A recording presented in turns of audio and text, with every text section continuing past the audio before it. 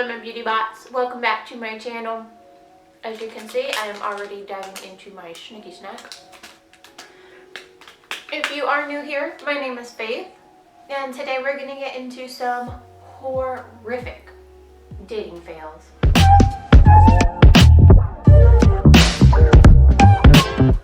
Online dating horror stories are the worst. If you haven't already, please do subscribe. If you subscribe, let me know in the description, not in the description box. Why are y'all gonna say in the description box? Let me know in the comments below so that I can give you a proper and warm hello. If you have a dating story that you want me to read on camera, send that over to faith.ingen101@yahoo.com and just put dating fails in the subject line so that I know what it is. Now, as always, my sources will be linked below, and we will showcase the message on the screen. Also, down in the description box are all my links to my other social media profiles, so feel free to check those out. Get your snack. Mine's almost gone. I got some aminos.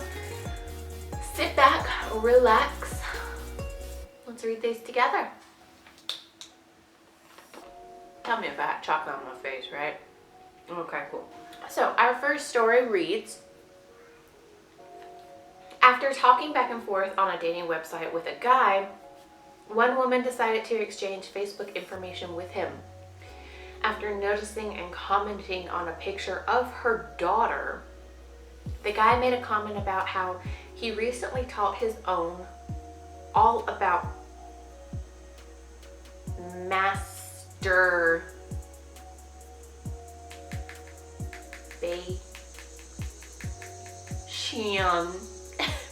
Hopefully YouTube doesn't get that. Okay, so for that word, we're gonna just say master. So the guy made a comment about how he had recently taught his own all about mastering. Boom.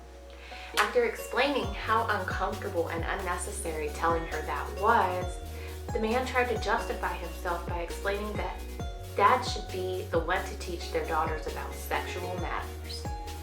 Oh no. Okay, so first off, y'all, seriously, I hope she reported that dude. I don't even understand this. There is a country, and I'll try to Google it, but there is a culture where, this is so bad, the fathers of daughters will teach their daughters how to be a good wife. If y'all are getting my drift. And I don't understand how that is acceptable in any culture. I think that is on so many levels inappropriate, and this just hurts my heart even reading this. 100%, I hope she called somebody to look into this, because that bothers me, that worries me about his own daughter. I don't even know what else to say to that, so let's just move on. All right, so the next one says, when one guy met a 9.5 on Plenty of Fish, does that mean on a scale of 1 to 10 how hot they were? He was pretty excited, so he met a 9.5. I guess that does. Okay. On their date, oh, so good for them. They went from Plenty of Fish to a date. On their date, she said she was a model, which seemed fine and well until she mentioned she needed money for rent. After only 2 drinks, she offered to trade sex for money, and she continued to bother him days later, texting him and begging for money, even offering to let him video the act if he was willing. Apparently, looks can only take you so far in life.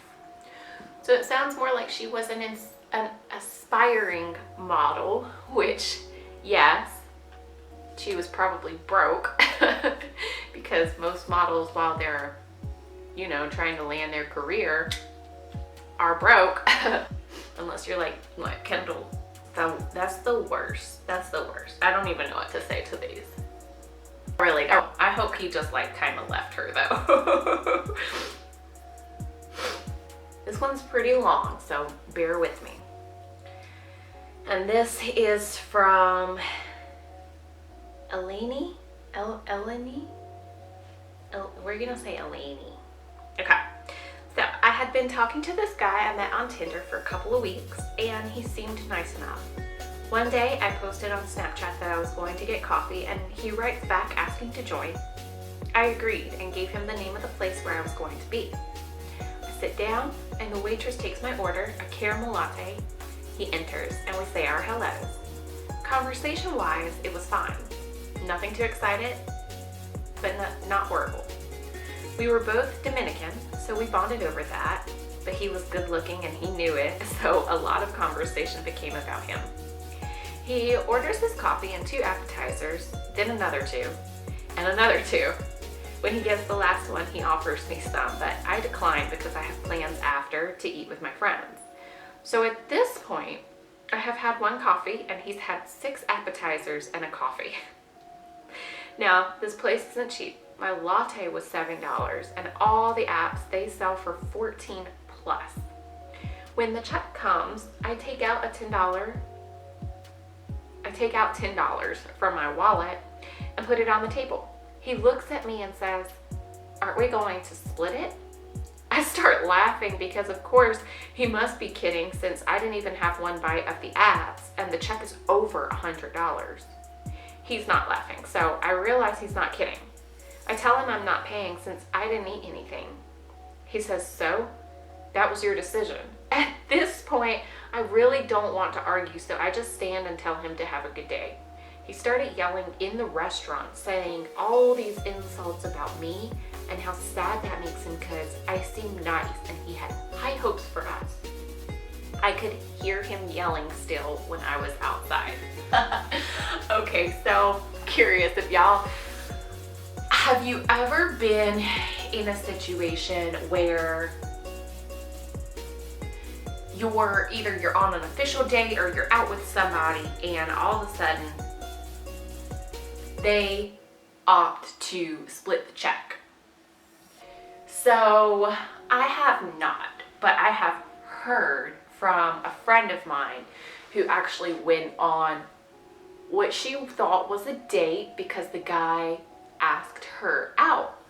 And traditionally, if that happens, you're thinking it's a date and that person's going to pay. Even like if I specifically ask Richard, "You want to go to dinner with me?" or something like that, that's me offering to take both of us out. And I guess now there's a very fine line as to how to do that, because when it happened to my friend, they went Dutch, which was because he asked, "Are we splitting this?" Like, it's so weird to me. And if that is the case, I feel like we should, discuss that beforehand and not just leave it out there in the air to figure out after we've already had our meal. I don't know. Correct me if I'm wrong. But I feel that proper etiquette is, if you're asking the person out, you should be responsible for that bill unless otherwise discussed, or if they offer. Now, with that in mind, on the opposite side of this, if somebody is asking you out, I think that we need to be mindful of what we're choosing, unless they say, get anything that you want off the menu. I'm always aware of when my partner asks me out, when I know that he's paying, I try to remain aware of, okay, if I were to get a drink, it's more expensive. If I were to get an appetizer, it's more expensive. And I try to consider, the entree the price as well. I don't go for the most expensive thing because I know he's paying type of thing. I try to be aware of, okay, he's paying, I don't want to go overboard. Versus if I were paying, you know, I would order whatever I want. And if I wanted to make that move, I would probably say, hey, I'm gonna get a drink, but I'm gonna pay for it type of thing, you know? And we've been dating for like a year. I just think that that's common courtesy. Am I wrong? Am I wrong on that? I don't know. That's kind of what I thought, but okay. Okay. All right. So this one's from Michaela. Michaela says, we went out for dinner and hung out at his house afterwards.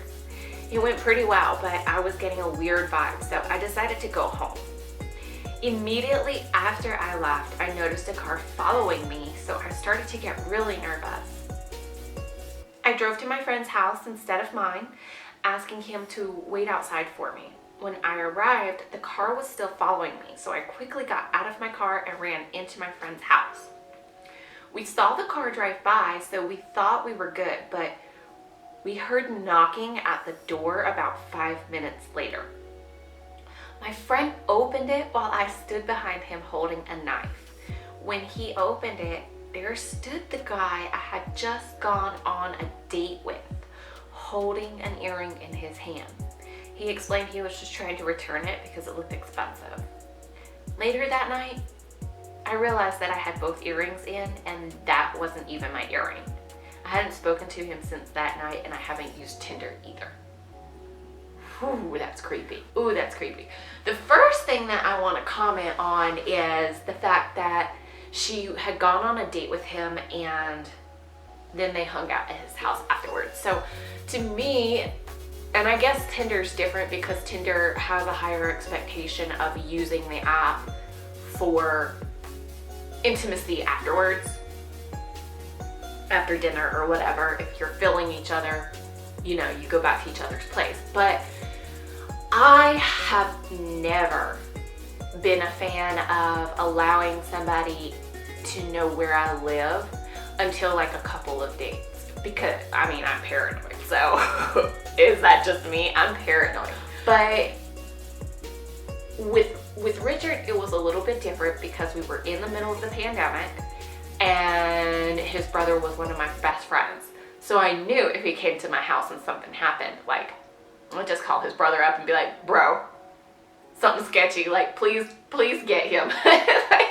So that was a little bit different. I would not have done that in a typical situation.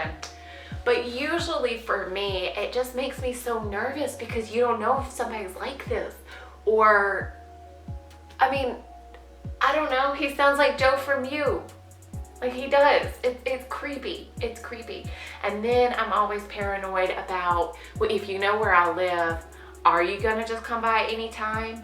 Are you gonna try to like surprise me? And see, I personally, I don't like that.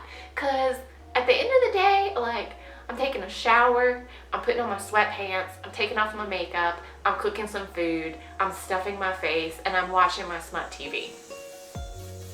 Like, don't show up to my house unannounced. Just don't do it. Don't do it. Okay guys, let's read one more. So,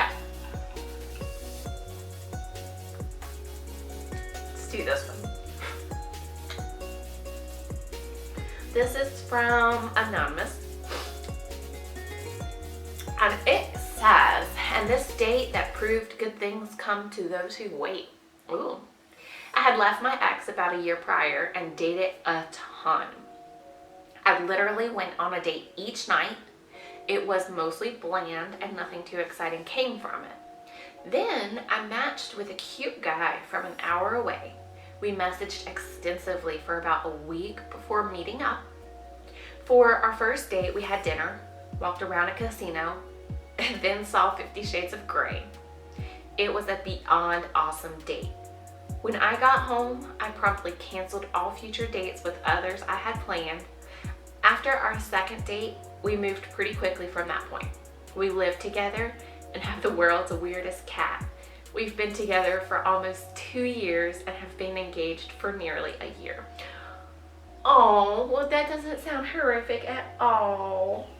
And I think that's a great place to stop.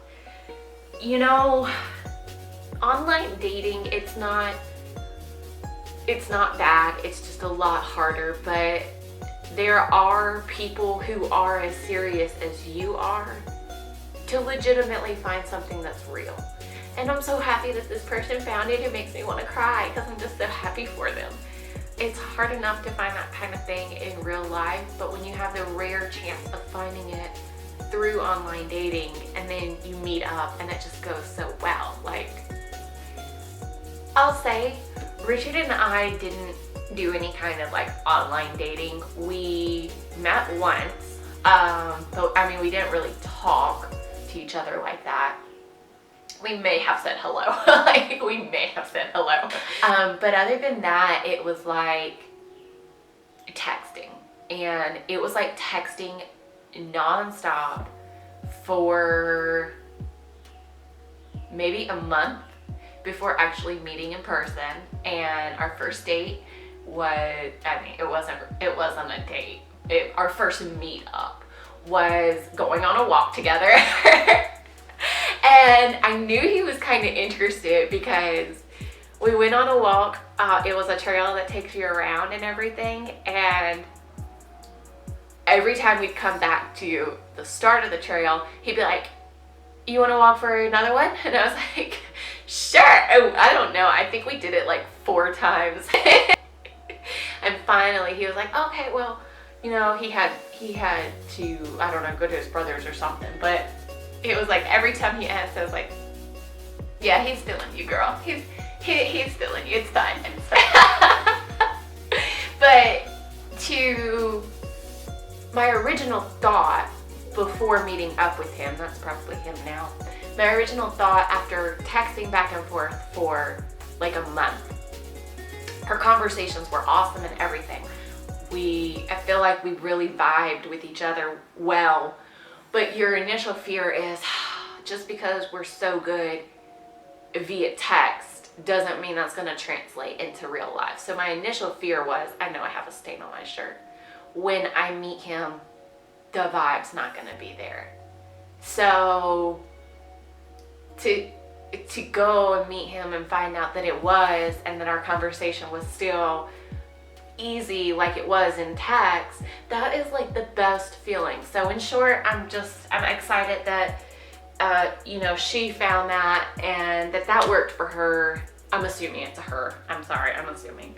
And you know, just if you are doing online dating and you're at your point where it's like, this is exhausting, I could see that, I could understand that, but just know that there are actually people who want the same thing and are in the same position as you. It takes time to sift through all the, I don't want to say garbage, but the remnants to find, you know, exactly what you want. Again, guys, if you want your online dating story, dating fails, or your online dating success, I'll be happy to share any kind of successes at the end of the videos. I think that that's a great note to kind of leave on. But feel free to send those to faith.ingen1018yahoo.com. Subject line, dating fails. Even if it is a dating success, that'd be awesome. And I will catch you later, guys.